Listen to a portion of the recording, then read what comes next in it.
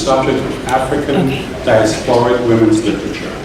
She has published a monograph on African American women in the classicist tradition, Black Women Writers from Whitney to Morrison, and she is the editor of a collection entitled Zadie Smith's Critical Essays. Professor Walters is currently completing a monograph entitled Not Your Mother's Mammy, the Domestic Worker in Transatlantic Media. So without further ado, please welcome our illustrious panel. Thank you.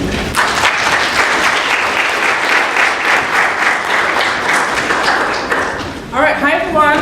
Good afternoon. Hi. Hi. All right, well, thank you all for coming out this afternoon. I know it's not a Wednesday, and it isn't campus live time, so for some of you, you're missing classes, for others, you're rearranged your schedule, and for others, you came because you carved out this time in your schedule to be here, so we're so happy to have you here this afternoon. So, Rap Sessions is the brainchild of a colleague, Bakari Kitwana, who is an internationally known cultural critic, journalist, activist, and thought leader in the area of hip-hop, youth culture, and Black political engagement. He is a senior media fellow at the Harvard law-based think tank, the Jamestown Project, and executive director of Rap Sessions, which for the last decade has conducted over 100 town hall meetings on difficult dialogues facing hip-hop and millennial generations. So he has convened an amazing group of scholars, we have two with us today, to hold some really important discussions in these town hall style meetings on a range of themes. And today we'll be discussing toxic masculinity. It's a conversation obviously that we need to have. It's a conversation that we've been having on campus. I see Judy Griman, I think, came in somewhere, and Polly Robbins, our administrator. So it's something that we are serious about and intentional about, and so the timing is perfect. So I'd like to introduce our two speakers. I'd like to introduce our two speakers. To my left, we have Professor Mark Anthony Neal, who is Chair of African and African American Studies, Professor of African and African American Studies in English, and the founding director of the Center for Arts, Digital Culture, and Entrepreneurship at Duke University. At Duke, he offers courses on Black masculinity, popular culture, and digital humanities, including signature courses on Michael Jackson and the Black performance tradition, and the history of hip-hop, which he co-teaches with Grammy Award-winning producer, Ninth Wonder. He is the author of 5 books, including What the Music Said, Black Popular Music and Black Popular Culture, Soul Babies, Black Popular Culture and the Post-Soul Aesthetic, and Looking for Leroy, Illegible Black Masculinity. The 10th anniversary edition of Neal's New Black Man Rethinking Black Masculinity was published in 2015. And his co-edited book, That's the Joint, the Hip Hop Study Reader, which is actually currently being used by my colleague and I, Zebulon Maletsky, in our Hip Hop Intellectual Theory course, is now in its 2nd edition. His writings have appeared in the Washington Post, Emerge Magazine, Callaloo Soul, the Journal of Popular Music Studies, and others. He has been the host and founder of the video webcast Left of Black, which is produced in collaboration with the John Hope Franklin Center at Duke University. To my right, Joan Morgan. He is an award-winning cultural critic, feminist author, and a pioneering hip-hop journalist. We're also using her work in our classroom. Morgan coined the term hip-hop feminism in 1999 when she published the groundbreaking book, When Chicken Heads Come Home to Roost, a hip-hop feminist breaks it down, which is taught at universities, including this one. Regarded internationally as an expert on the topic of hip-hop, race, and gender, Morgan has made numerous television and radio appearances. She's been a visiting scholar at the New School, Vanderbilt, Duke, and Stanford University, and is currently a doctoral candidate at New York University. Her most recent book is She Begat This, 20 Years of the Miseducation of Lauryn Hill. She's Jamaican born and South Bronx bred, and she's a proud native New Yorker. Please join me in welcoming our speaker.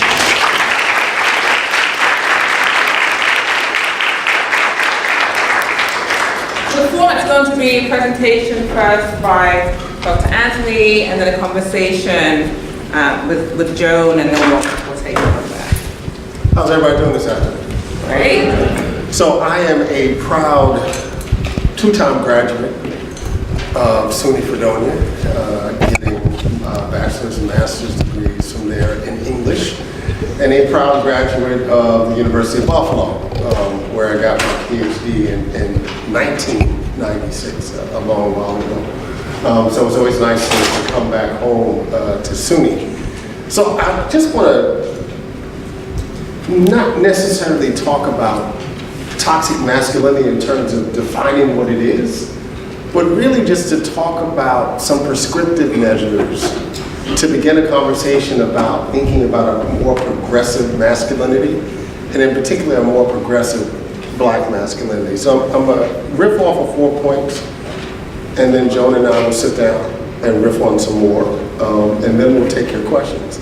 So I want to start with this idea of understanding what Black male privilege is. Because very often when we talk about privilege, and particularly Black male privilege, one of the first things you hear is, well, what about the white man? And indeed it is true that in comparison to the privileges that white men have in society, Black men obviously don't have that same kind of access to privilege. That doesn't mean that Black men don't have gender privilege within the context of Black communities and Black families. And so I'll use a couple of examples. When we think about a few years ago when then President Obama announced in 2014, My Brother's Keeper. And there was a lot of criticism about the idea. Everybody loved the idea of doing something that would help raise Black boys, to keep them out of the prison industrial system, to make sure they're attentive at schools. And you know, President Obama had this thing about Black respectability, so it was all this stuff about people pulling up their pants and stuff like that. And one of the initial conversations and criticisms of My Brother's Keeper is that it presumed that somehow Black men and boys were underneath a level of trauma that was not being experienced by Black women and girls. And in fact, part of the challenge of that conversation is what kind of trauma were Black women and Black girls facing at the actual hands of Black men and boys. And so we tend to think about in the Black community, when we think about saving folks, we talk about saving Black men and boys. And it speaks to the kind of privilege that is in Black communities about the success of Black men and boys, but very often at the expense of Black women and girls. So let's put this in the context of healthcare, the healthcare disparity. How many of you know what fibroids are? How many of the men in the room know what fibroids are? And I raise this question because very often when I ask audiences, particularly Black audiences, about what fibroids are, in most cases, most Black males have no idea what fibroids are. I raise this question because in some studies, 80% of all Black women suffer from some form of fibroid disease. For a moment, could you imagine some disease that afflicted 80% of Black men and boys that Black women would not be aware of? And that's what we're talking about when we talk about how privilege gets lived. What concerns the community speaks to the kind of privileges that Black men and boys have. And so part of this conversation in terms of unpacking toxic masculinity, how do we be honest, how do we become honest as Black men and boys about the privileges that we have within our communities? The second point I'd like to make is that Black feminism is not your enemy. We can remember 20 years ago when some of the public discourse on the radio was about feminazis. Even to this point, today we hear criticism in which Black feminists is thought as building a wedge within Black communities. And for me, this becomes important because I have to think about the places and spaces where I was raised. So I grew up on a street in the South Bronx, Fulton Avenue, in a building called 1231. That was the address. I lived on the third floor, fifth floor, and then the third floor. Joan lived on the first floor. Next to the building was a beauty parlor that was owned by a woman by the name of Muriel Bolden. My mother was a working mom, my father was a working dad. I went to a 7-day Adventist school in the Bronx, right? And that's a whole other kind of conversation and trip. And because they believe in the Sabbath, school got out at 1:30 on Friday. Both my parents are at work, so Ms. Bolden would walk up the block and pick me up from my school in the South Bronx. And I would stay in that beauty shop for 3 hours until my mother came home. And I often think about what kind of impact that had on me because I got a chance to listen to the thoughts and the ideas of so many different Black women talking about how important it was for them to be able to live their lives. I took that for granted. None of the women in this beauty parlor would have called themselves feminists. There simply wasn't a language for that for them to describe themselves that way at that time. But what it meant for me was that I was exposed to Black feminist thought by the time I was 3 years old, and I never saw Black feminist thought as being counter to my ability to succeed or for my community to be healthy. I was fortunate to be raised by what I will call my Black feminist mothers. I'll start with my own 4'11" mother, who would never again call herself a feminist. But I read my first Angela Davis book talking about race, gender, and class when I pulled it from my mother's bookshelf. In fact, at some point, my mother's signed copy of it, I gifted I have it. to Joan when she started graduate school. When I began graduate school, I began to work with a woman by the name of Masani Alexis DeVoe, who was a high school I remember reading because she was an editor at Essence magazine. Very first graduate course that I took at the University of Buffalo, I was the only male in the class. It was a class on Black and red feminism. And whatever ideas I had about Black feminism at that time, when I sat in the class, Professor DeVoe made sure to understand that this was a space that would be hospitable to me and that I had something to contribute to that space in conversations about what Black feminism was. And then I think about my father, who was not a feminist, or even a Black male feminist, as his son would later claim.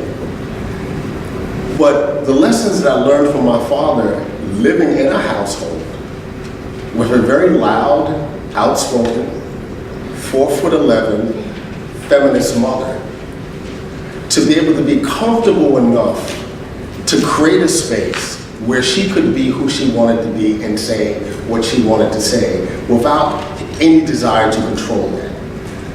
I think about that now because it serves me very well in the household that I am now, with a wife who would never call herself a feminist, but with 2 daughters, aged 16 and 20, who would call themselves feminists, right? The ability to be able, for lack of a better way to describe it, to stay in my lane in the context of the household, right, was an important feminist politics that my father passed on to me, even if he didn't know. And then there were the sister circles. And I'll start with my professors at Fredonia, 2 white women, Jeanette Vicker and Karen Mills Courts, who were the only feminists in the English department at the time. But it was through them that I got introduced to Audre Lorde. It was through them that I got introduced to Barbara Smith and Barbara Christian and Patricia Hill Collins and Michelle Wallace and the range of these women who were creating Black feminist thought. And then because I had been created in these such loving spaces, I could point to my very first best friend, Joan Moore, who had just published this groundbreaking book, When Chicken Heads Come Home to Roost, my life, right, as a hip hop feminist.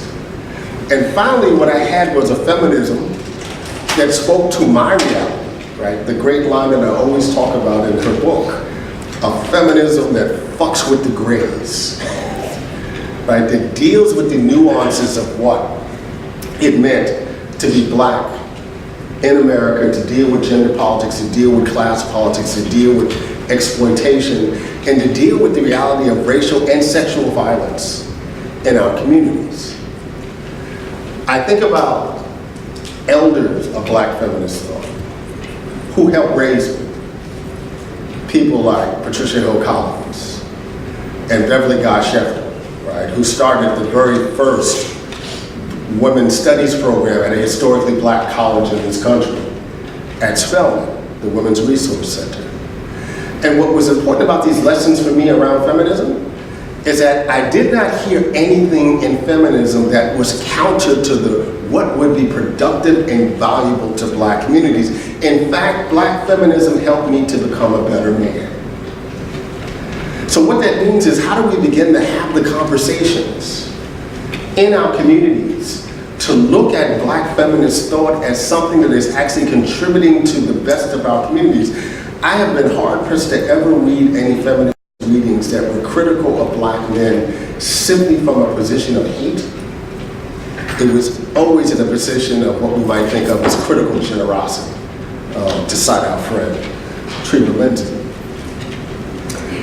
The other thing that I want to talk about is that, Black men need to not be homophobic and transphobic.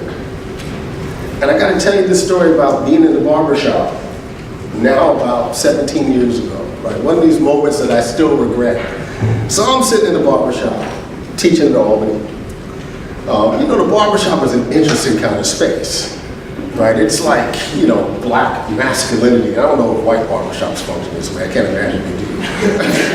but like the Black barbershop, right? It's town hall, it's salon, right? It's all of that, right? And you're talking sports and some other stuff I probably shouldn't mention right now. And so it's just a wide open space. So I'm sitting in the barber's chair, right? And there's a kind of intimacy. Get a haircut from your regular barber, right? That you don't even have to communicate things, right? You just sit in the chair. You don't see that episode of Atlanta. as an example, right? You go through all kinds of stuff, right? To make sure that you can sit in the chair with a barber that knows you, that you don't have to communicate anything. So I'm sitting in the chair. Dude walks in, and some of y'all will appreciate this reference. He had a big old boom box, and he was listening to what could only be described as the best of the Paradise Garage. Again, only a few of y'all would know that Paradise Garage was a big-time queer New York City club in the 1980s. So he's literally walking into the shop, wearing tidy whities and, right, with his boombox, like listening to Sylvester, right, just to make the reference a little bit more explicit to you. And everybody kind of pauses. And he comes into the barbershop to ask for a free haircut, or a haircut on credit, right? Which is just a whole nother kind of. So you got the whole satirical thing, you got the noise, and then he's like, can I get a haircut on credit? And my barber just goes, and my barber wasn't a talker. He just goes, sorry man, we don't do that, right? He walks out. And the barber just goes, man, why he bring that shit in here? And I remember thinking at the time, okay, which shit is he talking about? Is he talking about the request for the free haircut? Was he talking about the best of Sylvester on the boombox? Or was he talking about how everyone in the barbershop read this Black man who asked for all of these things? Now, I'd like to think that the more progressive, enlightened 52-year-old, 53-year-old Mark Anthony Neal would have been turned around to my barber and went, yo, that's homophobic. But not on this day, because my haircut was half done. And he had the razor in his hand. And I was not willing to risk the relative privilege of having a barber who knew how to take care of my hair. I wasn't willing to disrupt that on the basis of what I think of now as progressive gender politics, right? And so again, how do we create communities in which Black men have loving relationships with other Black men, including queer Black men, right? When I was gonna show stuff up on the screen, I would have these little bullet points and I would have books.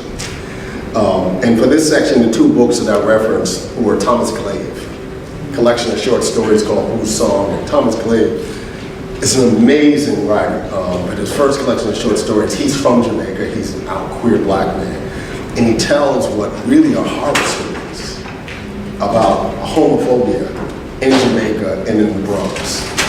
And then the other photo would have been a picture of Darnell Moore's new book, telling his own story about homophobia. And the reason why I mention these two books and these two men in this kind of context is because I've been fortunate to be able to have strong relationships with black men who identify as queer. It's helped me to become a better black man. It's helped me to build better and strengthen black communities and relations. I was fortunate a few years ago to be part of a group called Black Men Writing. And it was myself, Darnell, Michael Denzel Smith, Kiese Lehman, before anybody knew who Kiese Lehman was, and we would collectively write pieces together. And I remember how important it was to have both straight men writing about these things and also queer men, which gets me to the question of transphobia. And I'm kind of old enough to not quite have the language right as folks talk about gender in 2019.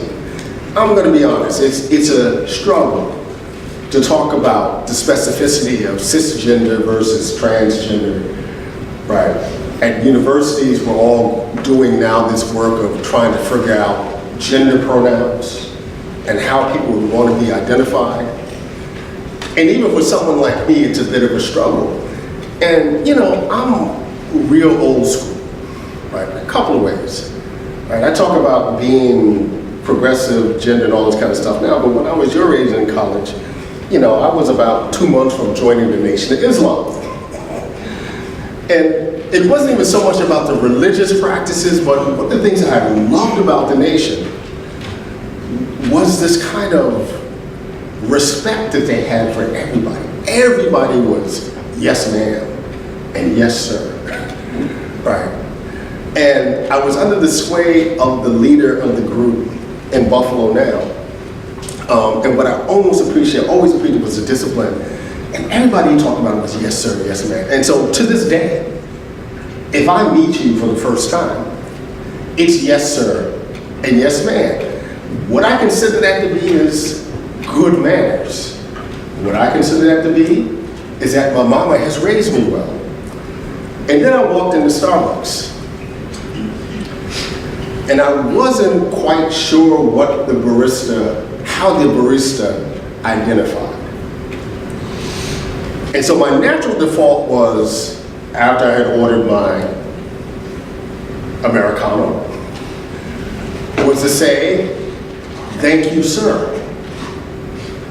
And I see the pause, and I realize I'm about to be read, right? But this is kind of a commercial transaction. So she kind of chilled for the moment. So it didn't become something else. And immediately after I saw this played out, I was like, oh, damn. Right? Because we're in a different space now, and it speaks to the ways that even things that we think of as perfectly normal and social, having good manners, actually have the capacity to reinforce gender dynamics that are harmful to people who exist in the world. And so that becomes part of the challenges that we have to consider also. And then the last piece I want to talk about is Black men and fatherhood. Right? 2 books that changed my life. One book called Redefining Manhood by Nancy Dow. Came out 18, 19 years ago. I was a new father when I read the book. And one of the things that surprised me about the book is that we hear a whole lot of fictions about black men and fatherlessness, the absence of black men in black families. And the data is correct. When you only talk about the data in the context of whether or not black men are in households, right, the data absolutely presents what it is. What we often don't talk about is the quality of that absence. And so what do I mean by that? Well, what I mean by that is that in most studies, when you compare black and white men who are absent outside of the household, Black fathers tend to still maintain relationships with their children, even when they're not in the household. Right? The data doesn't usually represent that. And I mention this in the context of fatherlessness because when I became a new father, who had a father who was present in the household, the kind of anxiety that black men have about not being present for our children. And it actually forced me to actually rethink what fatherhood is, right? My father, who was a wonderful father, who was a disciplinarian, he did what society expected him to do as a father. When my oldest daughter was still at home before she went off to college, it was not unusual for her to send me a text if I was out the house 6 or 7 o'clock in the evening for me to bring some pads in the house for her. Y'all get what I'm talking about, like feminine products. And for a moment, I could never imagine if my father had a daughter, if I had a sister, my sister contacted my father to ask to bring home feminine products. Or when my youngest daughter just sent me a text a few days ago telling me that she needed new bras. And I say all of this to say, part of it is one of the shifts that we've seen that has occurred over the last 20 years about black men as fathers being much more engaged, right? And of course, we're talking about a society that has not always allowed men in general to be attentive to the needs of raising families outside of the very traditional ideas of making money and discipline. Y'all ever seen March of the Penguins? Always loved March of the Penguins, right? Because it shifted our senses of gender realities, right? The women went out, female penguins went out to go get the food.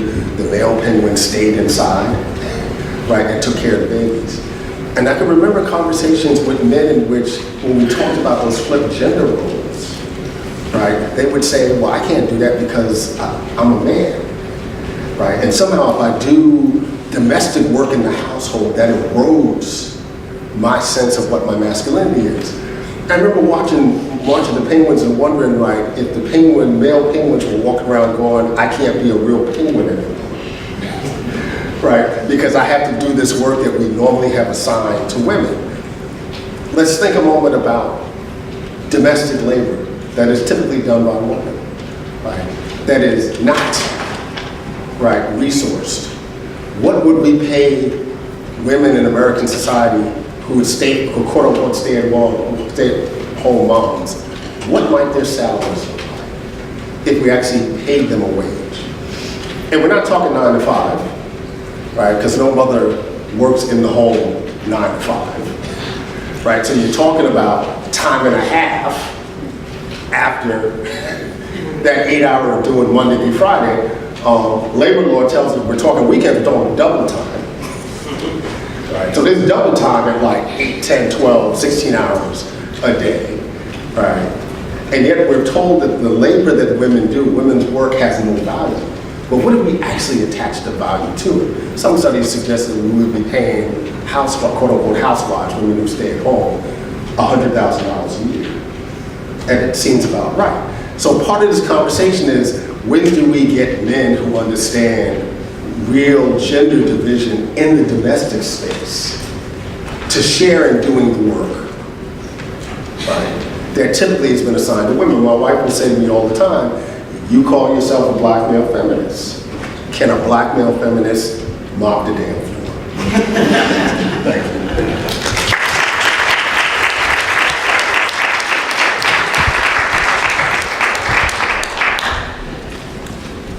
All right, so Joan and well, we'll now engage in conversation. So this is what you have to understand. We have been engaged in conversation for 50 years. Literally since we were 3. But we were just talking about something before we came over here. How are you feeling about this moment of suddenly progressive ideas about gender and sexuality and how it's aligned with cancel culture? We have to start there, Mark. Okay. So I actually, I'll push back on a couple of things. I actually don't think of this moment, this sort of Me Too moment, this moment where discussing toxic masculinity is like, I don't think of them as progressive moments. I think this is where we should have been here. You know what I mean? When your life is being impacted, it's like, I remember, for those of you, this is ancient for those of you, but the big political moment when we were in college was apartheid in South Africa. And people kept saying, you need to be patient for things to change. And I always wondered, how patient would you be if your neck was the one that the heel of the boot was on? So I feel like we're in a very self-congratulatory moment about progressive politics when it really is where we should have always been. The zeitgeist is aligned in a particular kind of way that allows us to be here, but I don't think that it's anything that any of us need to rest our laurels on. And part of the reason that we don't need to rest our laurels on it is because we are in an incredibly difficult moment, right? This goes back to the line in Chicken Hands when I say you have to fuck with the graves. Me Too is a wonderful movement, right? In many, many, many ways, it gives victims and survivors voice and an agency that we have not historically seen in this country. At the same time, so much of the attention has been put on Hollywood. So much of the attention has been put on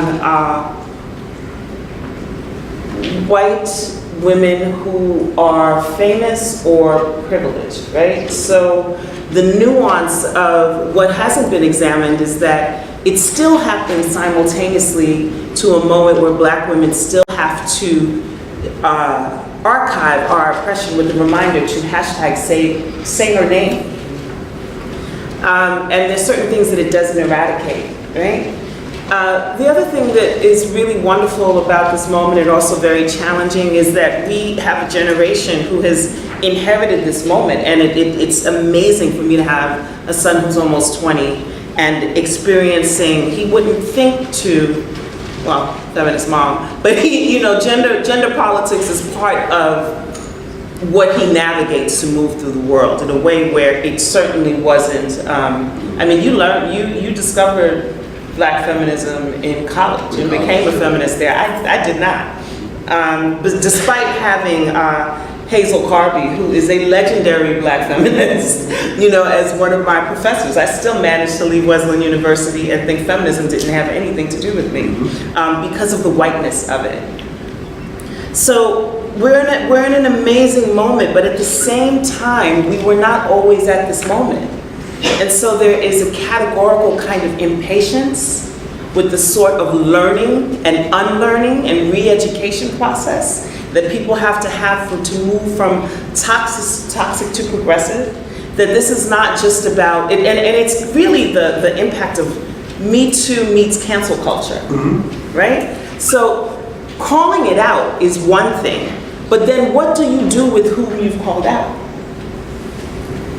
After we've called everyone out and asked everyone to be and asked everyone to be accountable, have we defined what accountability looks like? Are we going to throw people away? Under what circumstances do we throw people away? How do we give justifiable reparations to people who have been harmed and rehabilitate the people who have done the harm? And if we're not having those conversations simultaneously, we are in big trouble. Case in point, and this is a bad example at this point in time because at this point in time, just quite frankly, fuck R. Kelly. But if we go back maybe 10 years in the cycle, part of the question is, you know, if he gets convicted and goes to jail, what does R. Kelly coming home look like? And that's not even really a question about R. Kelly, right? When we look at Black men, brown men, who are convicted of crimes of sexual violence and rape, and they come out, right, quote unquote, rehabilitated, they're not going to somebody's lily white community. They're coming back to our hoods, right? And so what does that relationship look like? What does restitution look like? What does forgiveness look like within that context? And those, to Joel's point, those are the conversations that we're not having, right? And there are far more many regular type dudes, right, who are coming back to these communities than ever an R. Kelly or Bill Cosby would. We just talk about them because they're famous. But what about the regular dudes who are coming back to our communities? What do those relationships look like when they come back home? Do we have communities that are built, right, to generate healing in the context of those relationships? I think that we are also not even asking ourselves what we do about it in terms of art. When we find out, I did celebrity music journalism and celebrity journalism for over 20 years. So I don't have the same illusions or fascinations or delusions actually about celebrity that a lot of American culture does. Like, I'm very aware that people often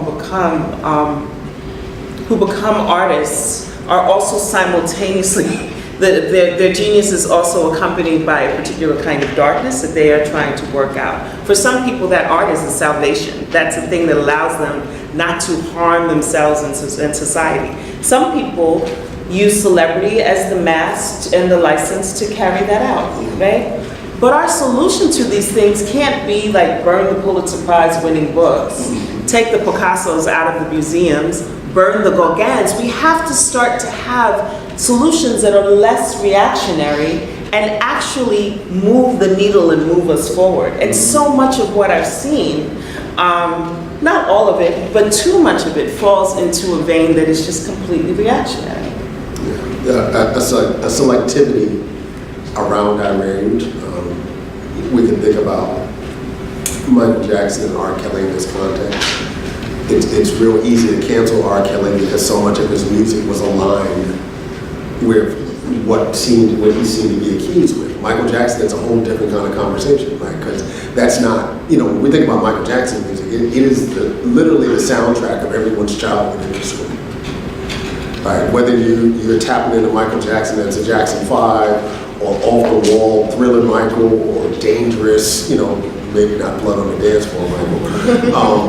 And so that's very difficult to give up, right? And then when you start to bring in the conversation, well, what about Miles Davis?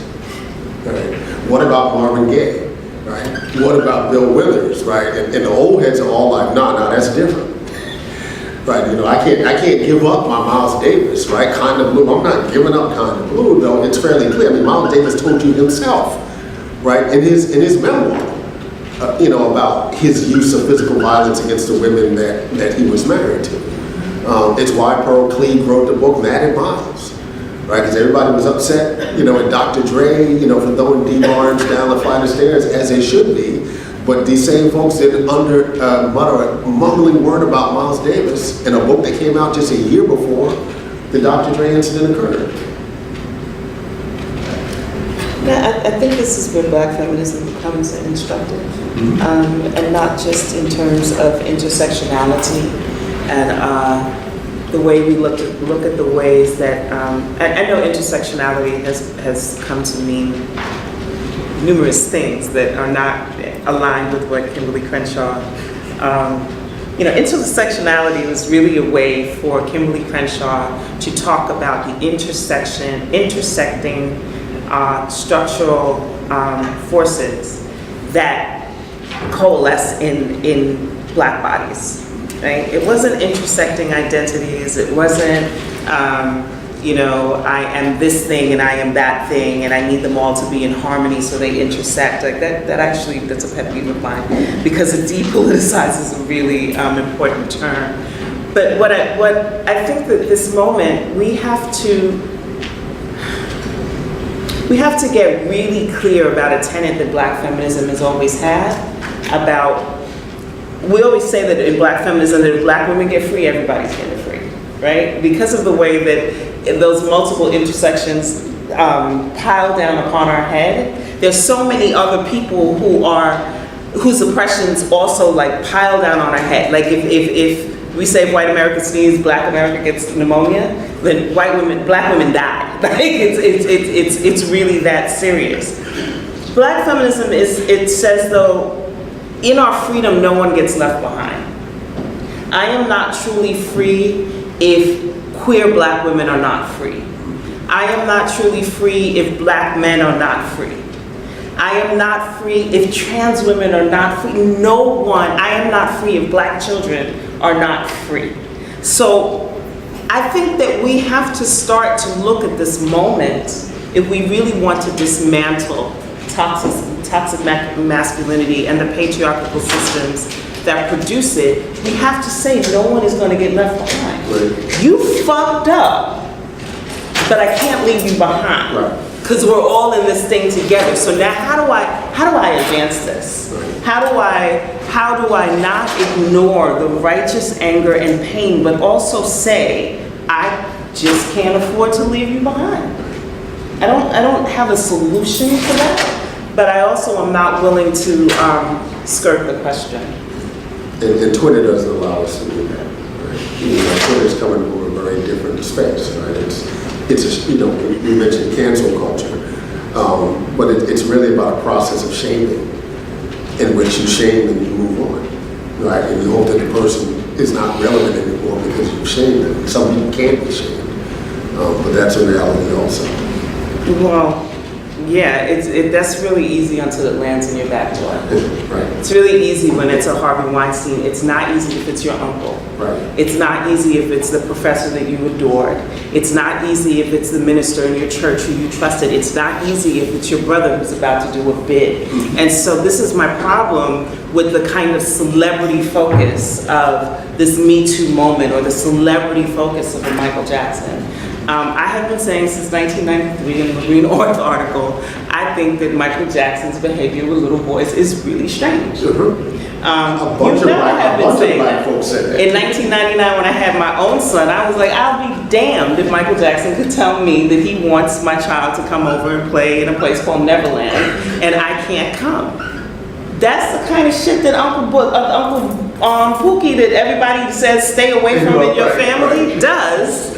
But for some reason, when it's Michael Jackson, we have a whole other narrative about black men being attacked, and like this is a system, and this is they trying to bring him down. Who the fuck is they? That's what I really want to know. Who is this they? But there are things that we just will not allow ourselves to see because we create heroes, Right. And we mythologize people in a way that's really, really unhealthy in American culture. And I think we have to look at all of it. It's not just toxic masculinity. It's not just a Me Too movement. It's cancel culture. It's celebrity worship that is all beginning to combine and become this kind of toxic mushroom cloud that we're all under. And like the only person we can't seem to hold accountable for all of this is like the president. Yeah, that's another. It's not. It is this conversation, but let's not. It's just not. Can I interject here, if I may, and just ask you about socialization, right? So I think the conversation is rich, but I'm just wondering about the educational piece, right? So how do you, as a young person, recognize or acknowledge when you are either a victim? I mean, it's the obvious, right? Violence is obvious. But there may be situations where people are unaware of their privilege or of their performance, of their participation in toxic masculinity. So how does one learn the signs, the signals? How are they informed of that, right? You come to a forum like this, so okay, you're giving me information, right? But how else do you know that happening? I think that that's a really, that's part of the challenge. I think that I honestly believe that most people don't know that they're participating in toxic masculinity, and many people don't know that they're victims of toxic masculinity until much later, until And then I think that there are also moments where it's really confusing, right? Because you may have experienced something and have it very clearly be one thing in your head, and then people are in this moment telling you that it's something else. And so you are now very confused about, well, am I a victim or am I not? Am I a perpetrator? Am I not? I think that for me, for someone who was raising, particularly as a feminist who was raising a boy, my son will probably tell you that we had consent conversations way too early, much to his dismay, at 12. Okay, so you understand the consent, right? You understand that if she's intoxicated, he's like, intoxicated? Like, what is I haven't even been drunk yet. Like, what are you talking about? I felt a certain sort of paranoia about having these conversations with my son, probably before he was even old enough to sort of understand all the dynamics of it. But what I did notice is that when he was old enough to understand the dynamics, the groundwork for the conversations were already there. So I think that not everyone's going to do that in their home, right? So I think that there has to be some sort of institutionalized method of beginning to have these conversations. I think that everyone entering onto a college campus has to understand what consent is, at least by the definition of the university that you are attending. You may have different sort of, personal things about that, but you need to know that the university considers this consent, the university considers this an attack. I think that's really a tall order of universities that, repeatedly ignore Title IX, where young women have been, and men have been, repeatedly assaulted and discouraged to go and talk to the police. And I don't mean to be gender binary there. I think that the number of it ranges across the spectrum.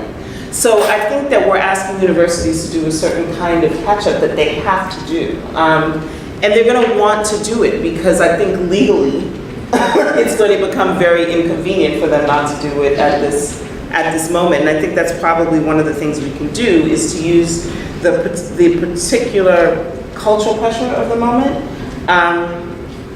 to have a kind of institutionalization. Because I think that you can't expect young people who are living on their own for the first time, some of them drinking heavily for the first time, and to come in very clear about what consent is, and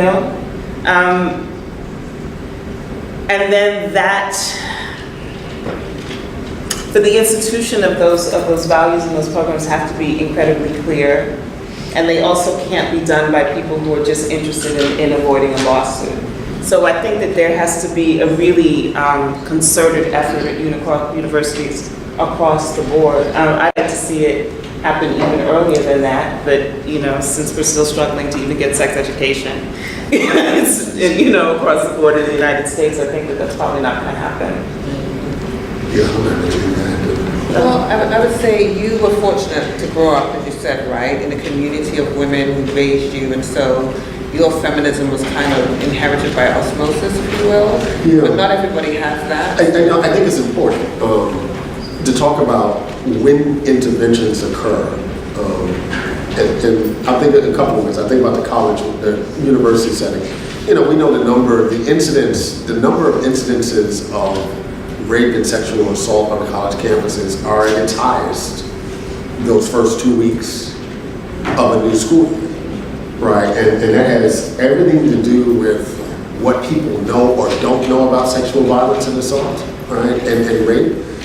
You go to any 17-year-old male who was not raised in a feminist household and ask them what consent is in the United States, they cannot tell you what that is. When do we have these conversations with them, right?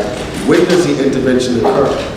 And I think one of the challenges we have in broadening this conversation outside of these kind of spaces is that, some of you have had the benefit and the privilege to sit in gender and sexuality courses, to read the literature, When we get pissed off at our favorite or not so favorite 25-year-old mumble rapper, right, who's just saying a bunch of ridiculous shit around gender and sexuality, what are the chances that he spent any time in any conversation talking about gender and sexual politics, right, in the way that whatever he said is viewed as absolutely normative, because this is seen as absolutely normative in our society, even at a moment, right, when we can talk about, consent and Me Too, and all these kinds of dynamics. So I don't know where we begin that conversation, right? Again, your son was fortunate, right, to be in a household and around women who would reinforce those things.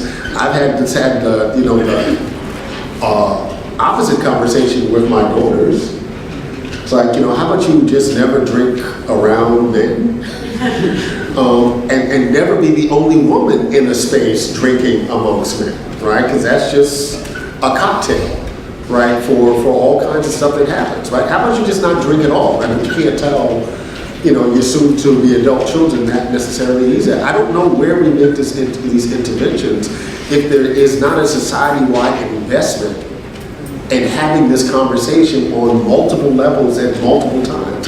And I mean, we talk about it in terms of sexual violence, right? But, I can remember being, 8, 9, 10 years old, and it's recess, and what are all the little boys doing during recess? They're running around the schoolyard grabbing little girls' butts. And no one ever said that this is something wrong or we should be shameful of. It just made me realize, because I used to fight, a lot. I actually box now because I still like to fight, but that's probably why, the whole thing about wearing shorts under your skirts. And so I want to say something, though, is that Mark and I were fortunate to grow up in the households that we grew up in, but I think we're also products of showing exactly why you can't just rely on feminism to do it. My mother would never call her, my mother would call herself a feminist now because she read my book, and I've identified her as one. But that was just not part of her language. I grew up in a household where I was the only girl in a house full of boys. My dad, my 2 biological brothers, and then my aunt came and lived with us, and her 3 male cousins. So I don't know if you understand, I was a girl child in the Bronx, in the South Bronx, which is a very precarious thing in terms of safety, but I also had 5 boys in my house and a father. No one touched me. Really, you did not breathe the wrong way in my direction. It did not do wonders for my dating life, trust me. But my brothers wouldn't call themselves feminists either. So there was something that my mother managed to do, and my father managed to do, and my aunt managed to do in that house in terms of the ways that they raised black men, that was incredibly right.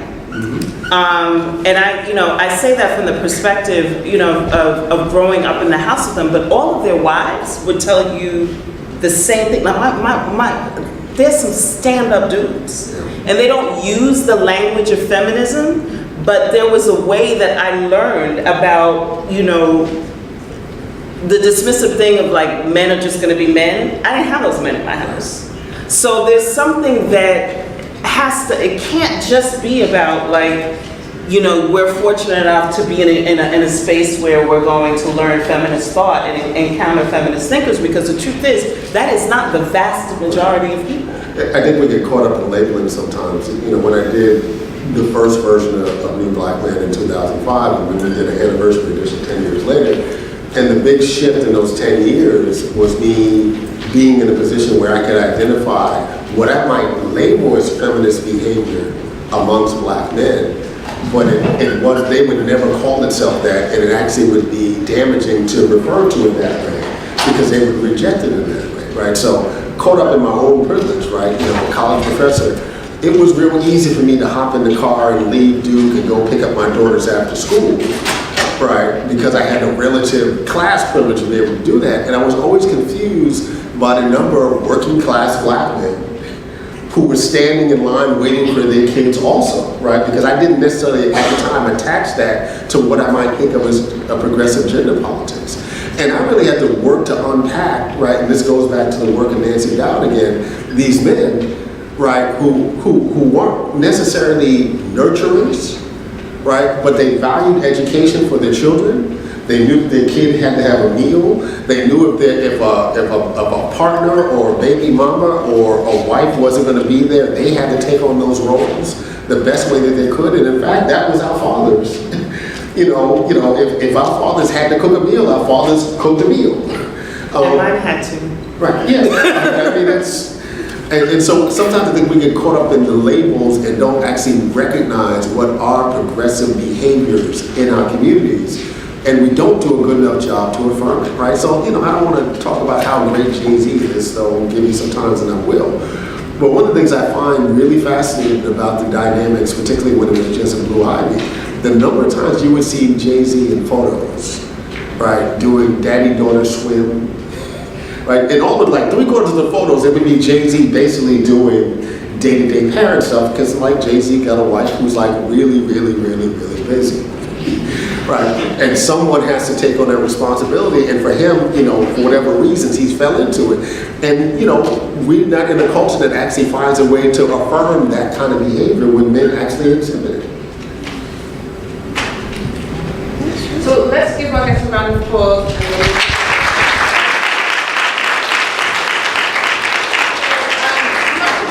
We have plenty of time for questions, and you can come to the mic right here on the left side of the room. My students, I expect you to come to the mic. Hello. So, as someone who was raised and still lives in South Bronx, it was like amazing to have this talk, because it's like that's some real shit. So I guess I don't know, is that on? Oh, yeah. Yeah. So. Yeah, you come around village. So I guess my question to you is, because you guys are from South Bronx and you guys are talking about gender politics, and as someone who is transitioning and just navigating that climate, how would you say, what is the remedy for men who are growing up in South Bronx, in that gang shit, in the hood, with that kind of socialization where they have to navigate poverty and just other expectations to like act hard, if you know what I mean? Yeah. I think we were fortunate in that it was, as heinous as it could be, it was a different kind of moment. There still was a community that raised us. I remember there was a transgender male who lived on the block. And I never heard folks ever say anything bad about him around us. He didn't get invited over to the apartment. But it was just understood as being part of the fabric of the community. I think one of the dangers that we've seen over the last 20 years, and we could be talking about the South Bronx or any place else, folks get so siloed, right, and worried about their own shit, right? And it's important to worry about your own shit, but often at the expense of your neighbors. And so in that context, you start to see not just toxic masculinity, but just toxic personalities and relationships in that context. And there's so many folks are trying to protect their own shit at a time when resources are becoming, ironically, right, given how we grew up, more and more scarce, right, in terms of needed survival.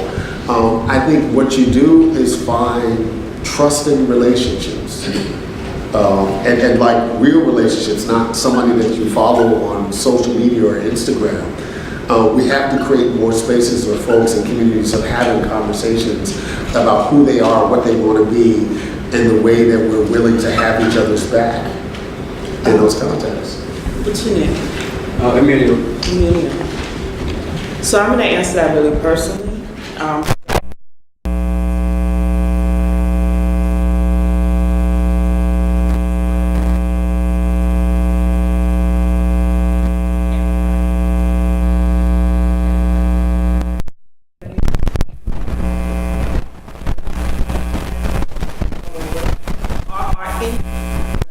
First, it has taken me a lifetime to unlearn some of that shit.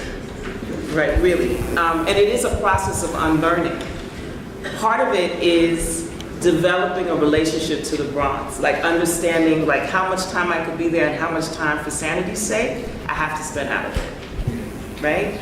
So that means that for me, that would mean like it's very different now, but that would mean going down to 8th Street. So I'll give you an example. So I grew up in the South Bronx and then I got a scholarship to a very elite private school in Riverdale, which you know doesn't call itself the Bronx, but it's still the Bronx, right? So I would literally change on the train. Like I would like wear all my B-girl shit out the house, and then I would be changing on the train into my prep school stuff, because then I could wear like ripped up jeans, and you know I could sit on the grass, and I could like kumbaya with my like classmates, and then when I got back into boogie it was a whole other thing.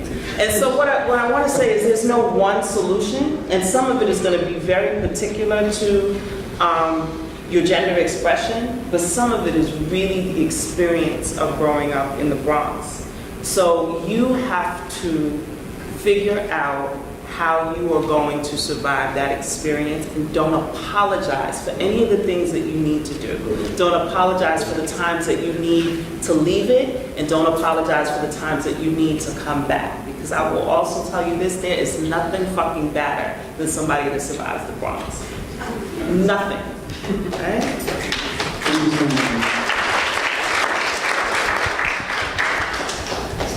So let's keep this Bronx thing going on, right? So I'm one of those.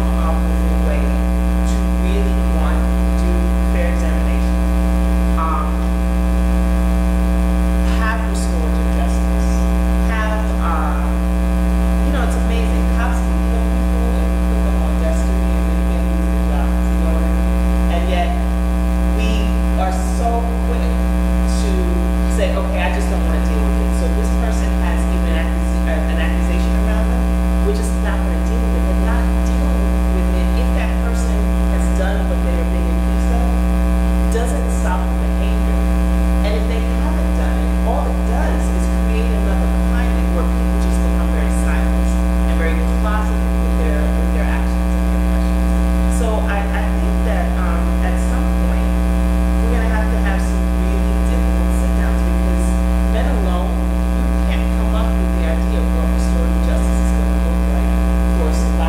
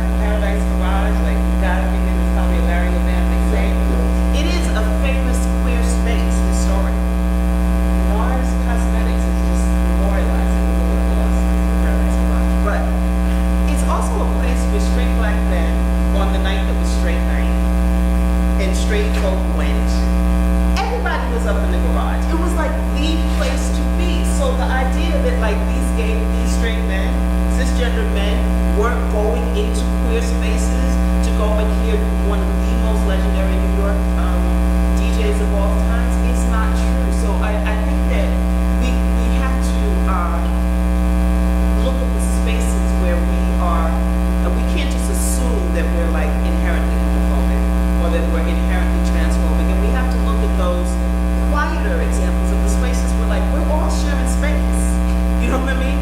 We are befriending people. We are feeding people in our own communities. We are like saying good morning, and all of us would have been like popped. We got popped back then. We'd have been popped for calling that particular individual out in our neighborhood or being disrespectful. So I think that like we have to look at those examples too.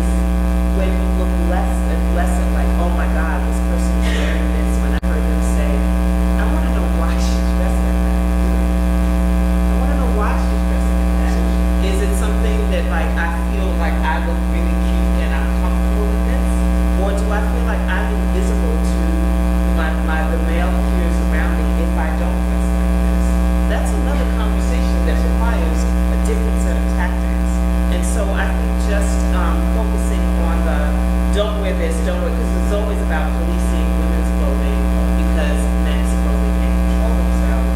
That we have to have more nuanced conversations about who gets attention, who doesn't get attention, what kind of attention is inviting,